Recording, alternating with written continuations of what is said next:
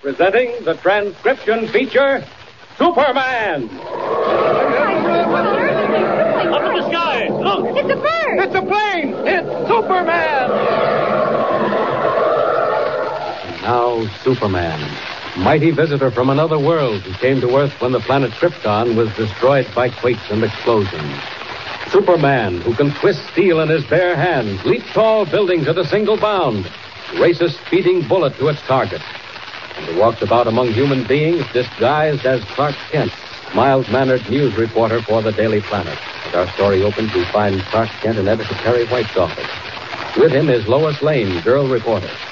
From the backwoods mountain regions near the isolated town of Gravesend, the Daily Planet has been receiving strange reports, mysterious disappearances of Gravesend inhabitants, a terrifying pillar of fire that burns in the hills. Then this morning, Editor White received a letter from Gravesend. He is about to read it to Clark Kent and Lois Lane when the phone rings. Listen. There it is. White speaking. Hello. I want the editor. This is the editor. What can I do for you? Oh, so they finally let me talk to you. I'm calling from Gravesend. From Gravesend, eh? Hold the wire a second. Kent, Lois, pick up the extension phone. I want you both to listen in on this. Okay. Come on, Miss Lane, over here. All set, Kent? Yes, go ahead, Mr. White. I'm sorry about the interruption, Mr. Harris is my name. Now, did you get a letter from someone in Gravesend? Why, yes. Mr. Lee Jenkins. Has anything new happened up there? Nothing that's any of your business. Now, I'm calling to tell you not to pay no attention to Lee Jenkins' letter. He's a crazy fool. You mean you don't need any help? I'll make it stronger than that. We're warning you newspaper folks to stay away. Us Gravesenders can take care of our own trouble. We don't want no outsiders up here. Hello, Harris. Operator, I've been cut off. Hello.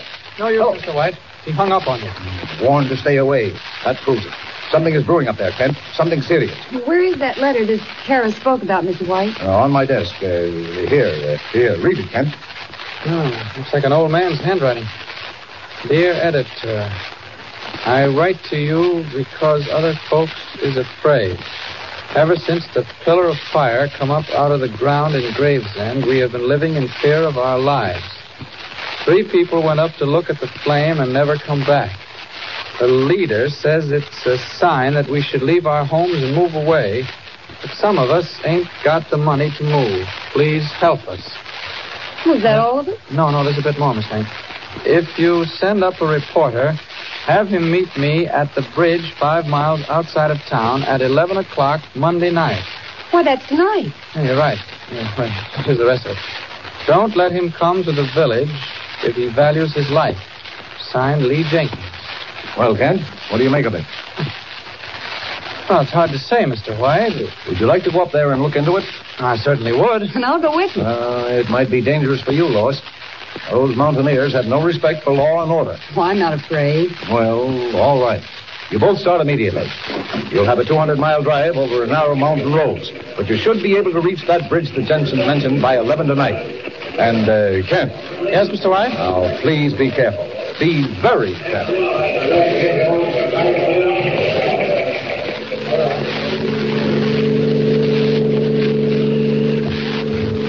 What time is it, Miss Lane? It's, just 10:30 p.m. How far are we from that bridge? Oh, about 10 miles, if we're on the right road.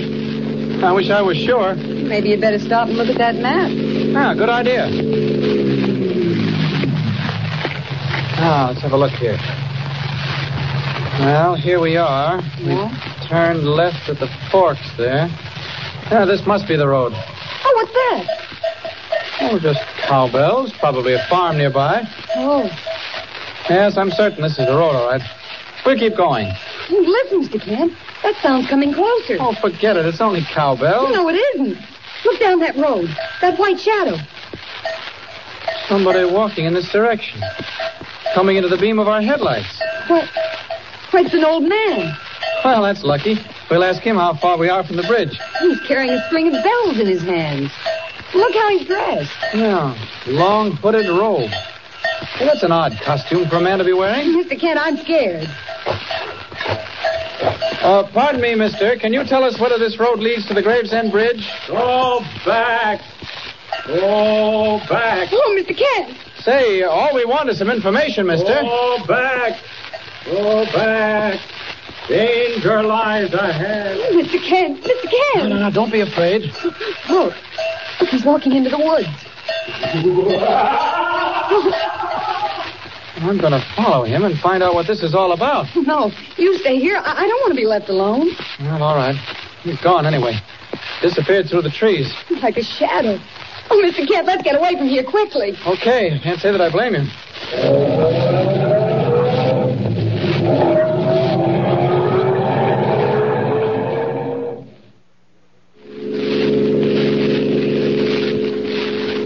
What time is it now, Miss Lane? Exactly 11 o'clock. Oh, good. We should be at that bridge soon. Yes, there it is, in front of us. Why don't we just drive across and park on the other side? Well, we make good time from the city. Do you see anybody? No, not a soul. Neither do I. Well, we're on time, but Jenkins hasn't shown up yet.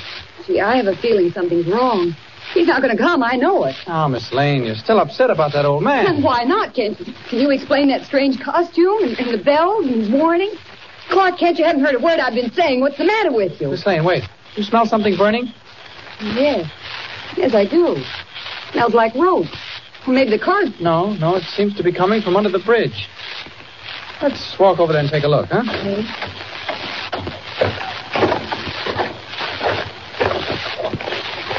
I see it. Something's sputtering down there under the bridge girder. Mr. Kent, it is a rope.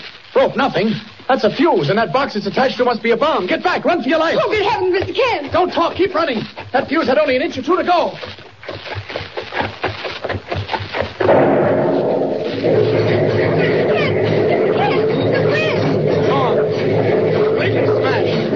Blown to smithereens. Oh, that's awful.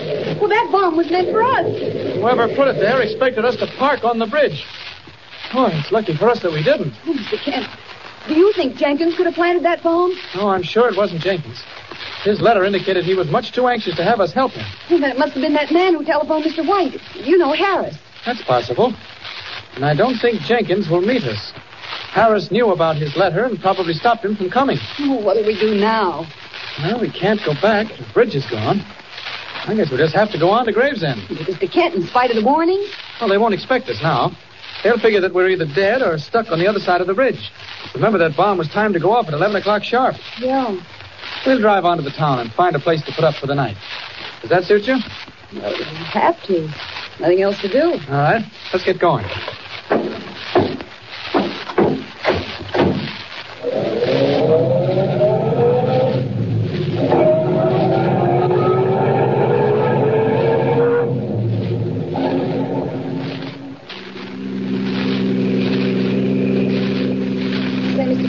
Shouldn't we be near Gravesend by now? Well, we can't be very far away. Hey, what's that up ahead? Just see it in the headlights.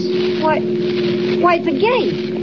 And a high wall. And houses behind the wall. Well, Miss Lane, that must be Gravesend. Well, why should they have a wall around it? That's odd, isn't it? Well, we'll soon find out.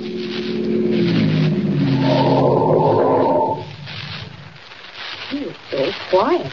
Nobody at the gate. Well, we can't blow the horn. It might wake up the wrong people. We've got to get in somehow. You stay here, Miss Lane. I'm going to try that gate. Leave me here alone? I'll only be gone a few minutes. There's nothing to be afraid of if you do as I say. No matter what happens, stay in the car.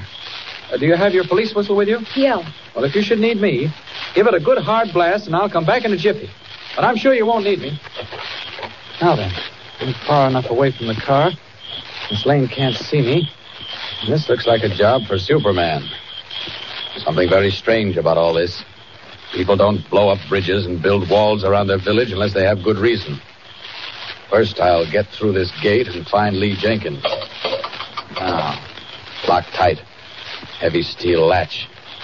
That's not too much for Superman. I'll just put on the pressure. Oh, it must be a foot thick, reinforced by iron bands. This ought to snap the lock. That did it. There we are. Coast is clear. Now to locate Lee Jenkins. Wait. No. Someone's running this way. I'd better change back to Clark Hey, Kent. you! How did you get in here? Who do you want? Oh, your gate was unlocked. I'm looking for Mr. Lee Jenkins. Unlocked, eh? That's funny. So you must be that city reporter. I warned you to stay away from here. Well, then you must be Harris. Well, now that I am here, what are you going to do about it? I'll show you. Now get your hands up, quick. Oh, a gun, huh? Yes, and I'll use it if you try any tricks. The leader gave strict orders you weren't to come up here. But since you did get in, I'll let him handle you. The leader? Well, I'd like to meet this leader of yours. Ah, so you'd like to meet him, would you? Yes. Well, you're going to. And when you do, maybe you'll change your mind. Now, come on. Wait a minute. Who's that over near the gate? You'll find out. You'll find out. A strange trip and a threatening ending. A walled village and an old man who warns of dangers that lie ahead. Who is the mysterious leader? Is he the white-robed old man with the tinkling bells? What deep, dark secret hangs over the town of Gravesend? And will Clark Kent be able to discover it? Tune in next time and follow the exciting story of Superman. Up in the sky. Look. It's a bird! It's a plane! It's Superman! Superman is a copyrighted feature appearing in Action Comics magazine.